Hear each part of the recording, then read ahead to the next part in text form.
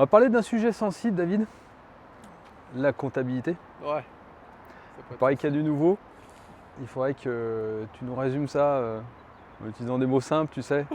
Des mots clairs.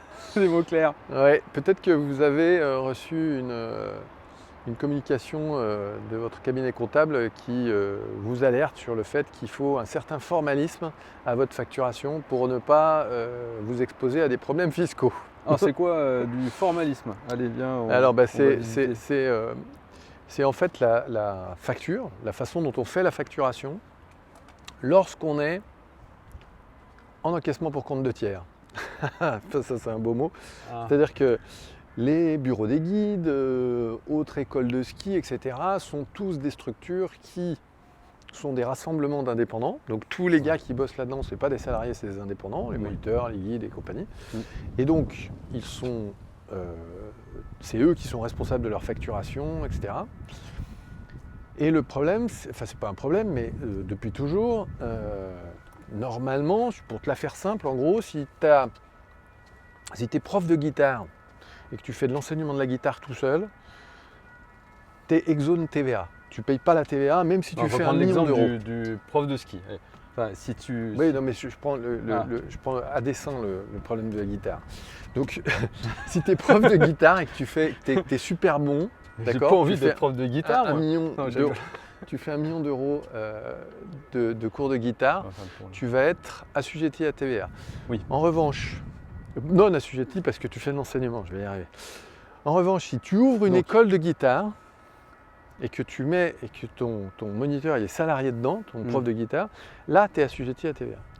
Donc que font toutes les structures comme les bureaux des guides, les écoles, etc. C'est que c'est un groupement d'indépendants et que entre le client et le gars qui fait la prestation, l'école est un entremetteur transparent. C'est-à-dire que le client connaît le moniteur et c'est comme si le moniteur facturait directement son client. En gros, on n'est pas dans une relation de type salarié, etc. On est dans une relation où c'est comme si le moniteur avait fait une facture directement au client final. Et l'école n'est qu'un moyen technique au mieux de rassembler les deux. Bon, ça c'est le constat. Ça c'est comme ça que ça marche depuis très longtemps, etc. Oui.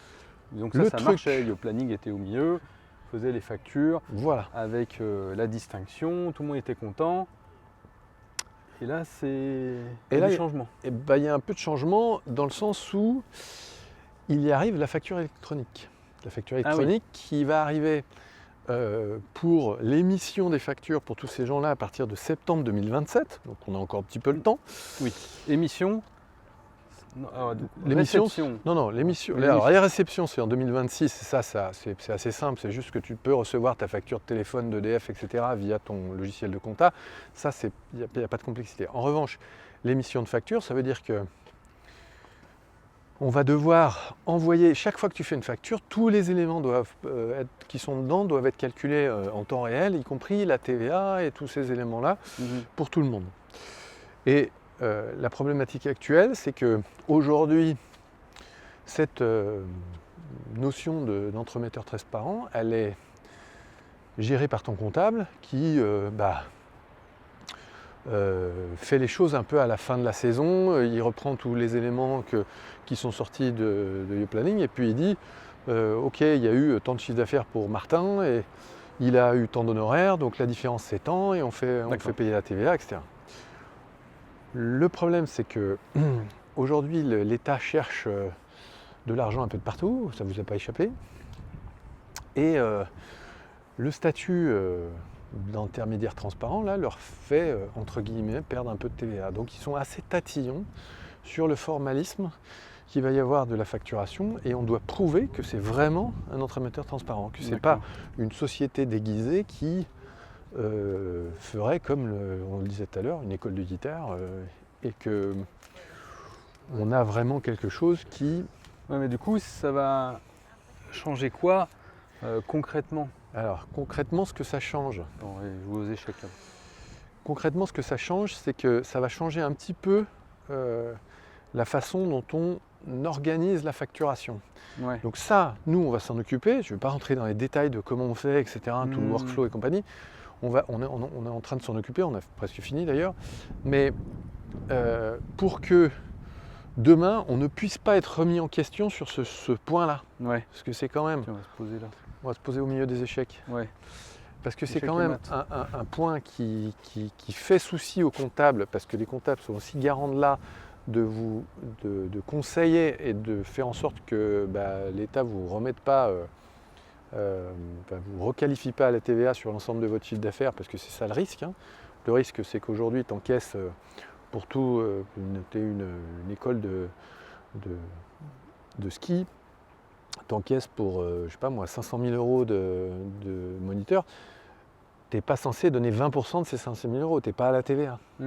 Tu es censé donner de la TVA seulement sur la partie de marge qu'à la fin tu as fait, qu'une fois que tu as payé tous tes moniteurs, qui eux ne sont pas assujettis à la TVA.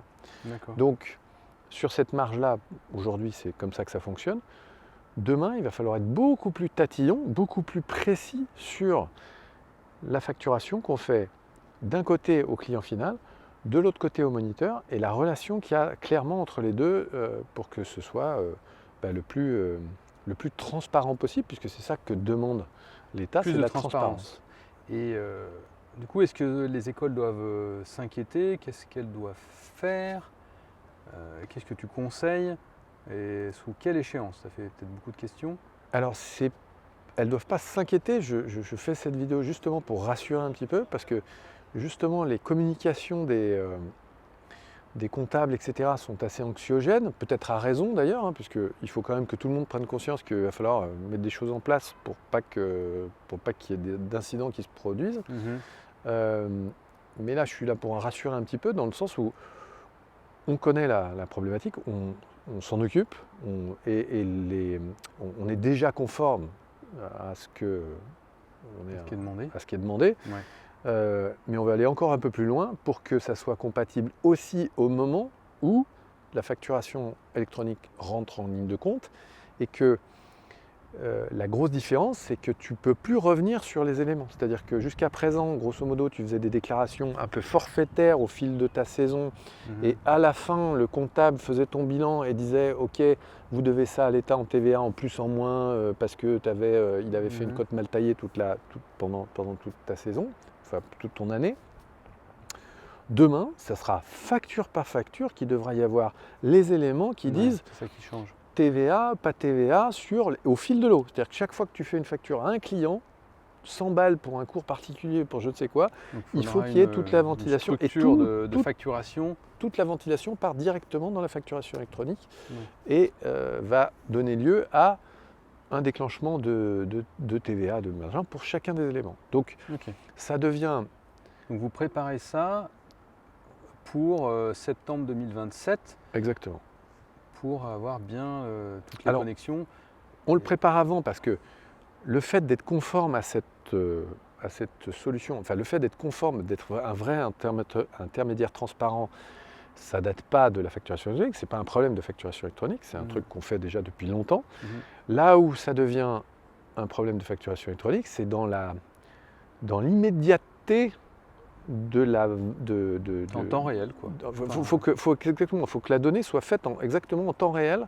Au moment où je fais la facture, je dois savoir combien je vais payer le moniteur, combien j'ai payé le client, combien l'école a fait de marge, et tout ça doit être envoyé en temps réel dans les systèmes. Donc ça, c'est ce qu'on est en train de mettre en place pour que ça soit prêt et qu'il n'y ait pas de problème là-dessus.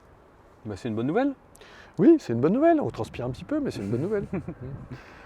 Donc voilà, du coup... plus de documents à venir sur ce sujet-là.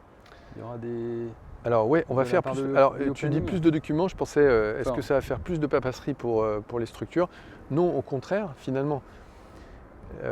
Quelque part, la facturation électronique, aussi bien pour les moniteurs que pour les structures, que pour tout le monde, va, quand ça sera vraiment en place, donc on parle de 2028, une fois vraiment que ça soit en place, va quand même bien simplifier les choses, simplifier les déclarations aussi bien des moniteurs que des écoles, que des structures à terme. Mais oui, nous, évidemment, on va faire de la communication là-dessus au fil de l'eau, au fil des avancements, et en collaboration avec tous les comptables avec qui on travaille, il y en a plein. Très bien, merci pour ce point alors, important. De rien. Et courage. Et courage.